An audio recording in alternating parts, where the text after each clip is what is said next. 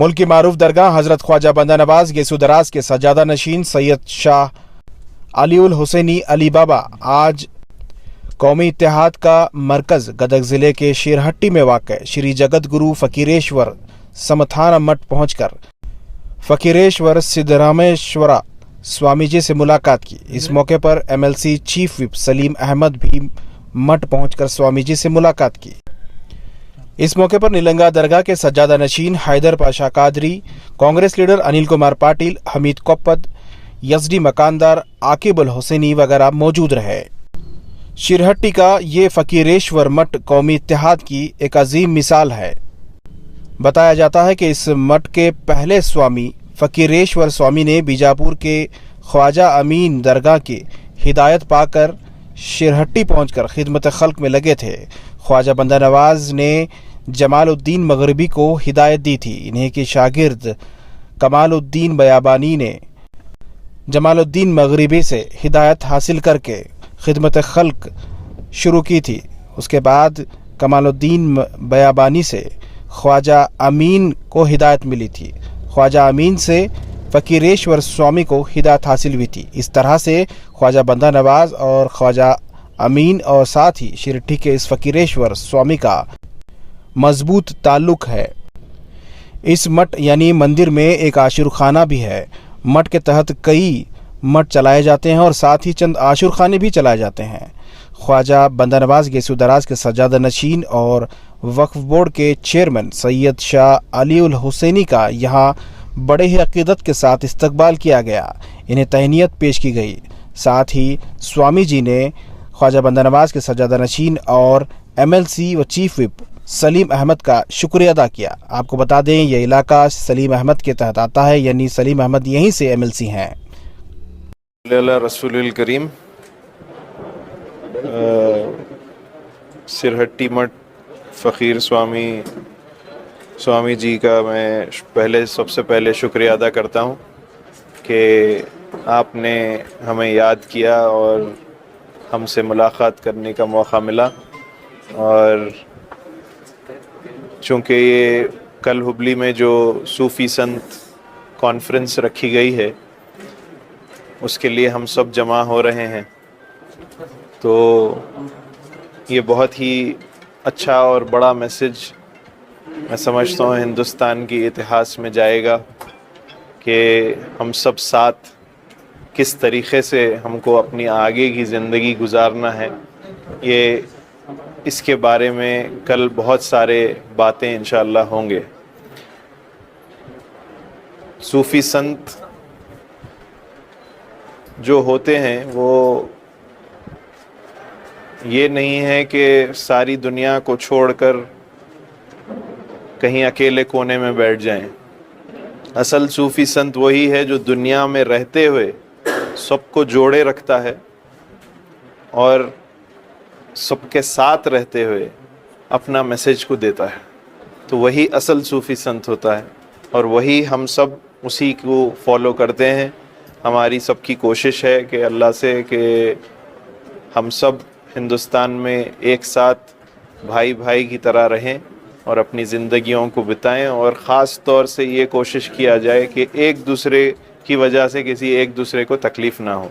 यही मेरा मैसेज है। स्वामी जी का मैं शुक्रिया अदा करता हूँ, सलीम अहमद साहब का शुक्रिया अदा करता हूँ और सारे लोग जो जमा हुए हैं, जो खुशामद किए हैं, मेरे लिए इस्तकबाल किए हैं, मैं सबका शुक्रिया अदा करता हूँ। Thank you.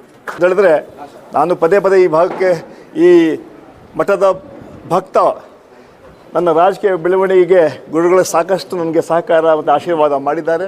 ಅವರಿಗೆ ಧನ್ಯವಾದಗಳನ್ನ ಅರ್ಥ. ವಿಶೇಷವಾಗಿ ಬಹುಶಃ ಈ ದೇಶದಲ್ಲಿ ಭಾವೈಕ್ಯತೆಗೆ ಸಂಕೇತ ಅಂತ ಹೇಳಿದ್ರೆ ಅದು ಶಿರಹಟ್ಟಿ ಮಠ. ನಾವು ಇಡೀ ದೇಶದಲ್ಲಿ ಪ್ರಚಾರ ಮಾಡೋದು ಕೂಡ, ನಾನು ಅಖಿಲ ಭಾರತ ಮಠದಲ್ಲಿ ಕೂಡ ಕೆಲಸ ಮಾಡೋ ಸಂದರ್ಭದಲ್ಲಿ ನಾವು ಬೇರೆ ಬೇರೆ ರಾಜ್ಯಗಳಿಗೆ ಹೋದರೂ ಕೂಡ ಈ ಮಠದ ಬಗ್ಗೆ ನಾವು ಹೇಳ್ತಾ ಇದ್ವಿ. ಆ ಹಿನ್ನೆಲೆಯಲ್ಲಿ ಈ ಮಠ ಸಾಕಷ್ಟು ಕೋಮು ಸಾಮರಸ್ಯಕ್ಕೆ ದೊಡ್ಡ ಒಂದು ಸಂದೇಶ ಆಗಿದೆ, ಇತಿಹಾಸ ಇದೆ. ಇವತ್ತು ಆ ಹಿನ್ನೆಲೆಯಲ್ಲಿ ಇವತ್ತು ನೂತನವಾಗಿ ಆಯ್ಕೆಯಾದಂತಹ ನಮ್ಮ ಬಂದೇ ನವಾಜ್ ಅವರ ಗುರುಗಳು, ಅದೇ ರೀತಿ ವಕ್ಫ್ ಬೋರ್ಡ್ ಚೇರ್ಮನ್ ಆಗಿದ್ದಾರೆ, ಮತ್ತು ನಮ್ಮ ಹೈದರ್ ಪಾಷಾ ಅವರು ಕೂಡ ಸಾಕಷ್ಟು ಜನ ಬಂದಿದ್ದಾರೆ. ನಾವೆಲ್ಲ ಬಂದು ನಾಳೆ ಒಂದು ದೊಡ್ಡ ಕಾರ್ಯಕ್ರಮವನ್ನು ಹಮ್ಮಿಕೊಂಡಿದ್ದೀವಿ, ಸೂಫಿ ಸಂತರ ಸಮಾವೇಶ ಅಂತ.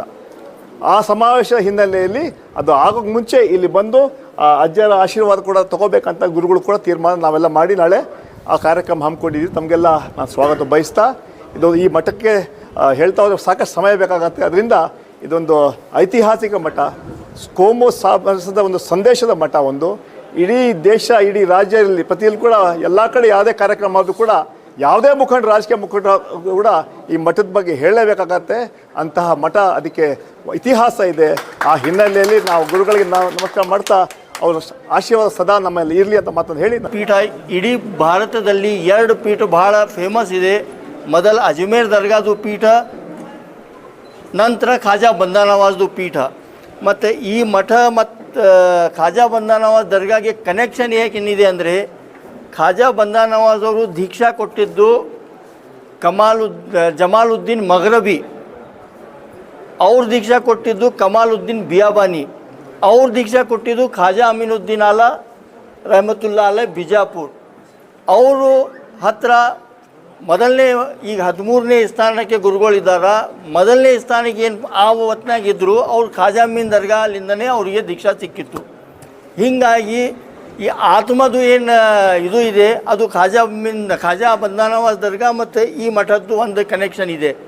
ಬರೀ ಈ ಕಾಲದಲ್ಲಿಲ್ಲ, ಈ ಜಗತ್ತಿನಿಂದ ಹೋದ್ರೂ ಆ ಕನೆಕ್ಷನ್ ಯಾವಾಗಲೂ ಇರುತ್ತೆ ನಮ್ಮ ಆಸ್ಥಾ, ನಮ್ಮ ಇದರ ಪ್ರಕಾರ.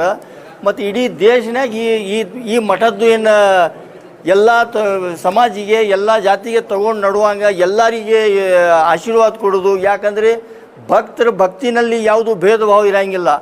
ಆ ಥರನೇ ಪ್ರತೀಕ ನಮ್ಮ ಅಜ್ಜವ್ರದ್ದು ಏನಿದೆ, ಇವ್ರ ಆಶೀರ್ವಾದನಾಗೂ ಭಕ್ತಿ ಭೇದ ಭಾವನೆ ಇರೋಂಗಿಲ್ಲ. ಎಲ್ಲರಿಗೆ ಸಮಾನ ಒಂದೇ ದೃಷ್ಟಿಯಿಂದ ನೋಡುವಂಥ ಮಠ ಈ ಫಕೀರೇಶ್ವರ ಸ್ವಾಮಿ ಮಠ ಇದೆ. ಪೀಠಾಧಿಪತಿ ಆದ ತಕ್ಷಣ ನಮ್ಮ ಖಾಜಾ ಬಂದಾ ನವಾಜ್ ದರ್ಗಾ ಅವರು ನಿರ್ಧಾರ ಮಾಡಿದ್ರು. ಅವ್ರ ತಂದೆಯವ್ರನ್ನೂ ಇಲ್ಲಿ ಬಂದಿದ್ದರು, ಆಗಳೇ ನಮ್ಮ ಸಾಹೇಬರು ಹಿಡಿದ್ದಾರೆ. ಈ ಸರ್ತಿ ಮೊದಲು ಹೋಗಿ ಹುಬ್ಬಳ್ಳಿಗೆ ಹೋಗ್ತಾ ಇದ್ದೀನಿ, ನಾನು ಮಠಕ್ಕೆ ಭೇಟಿ ಕೊಟ್ಟು ಅಜ್ಜ ಅವ್ರಿಗೆ ಭೇಟಿ ಮಾಡಿ ನಾನು ಆ ಕಾರ್ಯಕ್ರಮಕ್ಕೆ ಬರ್ತೀನಂತ ಎಲ್ಲರಿಗೆ ಹೇಳಿದ್ರು. ಮತ್ತು ಖಾಜಾ ಬಂದಾ ನವಾಜ್ದು ಬರೀ ಈ ಇದರೊಳಗೆ ಇಲ್ಲ, ಇಡೀ ಏಷ್ಯಾ ಕಾಂಟಿನೆಂಟ್ನ್ಯಾಗ ಖಾಜಾ ಬಂದಾ ನವಾಜ್ ದರ್ಗಾನಲ್ಲಿ ಎಷ್ಟು ಎಜುಕೇಷನ್ ಇನ್ಸ್ಟಿಟ್ಯೂಷನ್ ಆಗಿದ್ದಾರೆ. ಈಗ ಮೆಡಿಕಲ್ ಕಾಲೇಜ್, ಖಾಜಾ ಬಂದಾ ನವಾಜ್ ಯೂನಿವರ್ಸಿಟಿನೂ ಆಗಿದೆ. ನಮ್ಮ ಅಜ್ಜವ್ರದ್ದು ಎಜುಕೇಷನ್ ಮ್ಯಾಕ್ಗಿಲ್ ಯೂನಿವರ್ಸಿಟಿನ್ಯಾಗ ಸ್ಟಡಿ ಆಗ್ಯದ. ಅವ್ರದ್ದು ಹಾಫಿಜೆ ಖುರಾನ್ ಪೂರ್ಣ ಬಾಯ್ಹಾಟ್ ಇದೆ.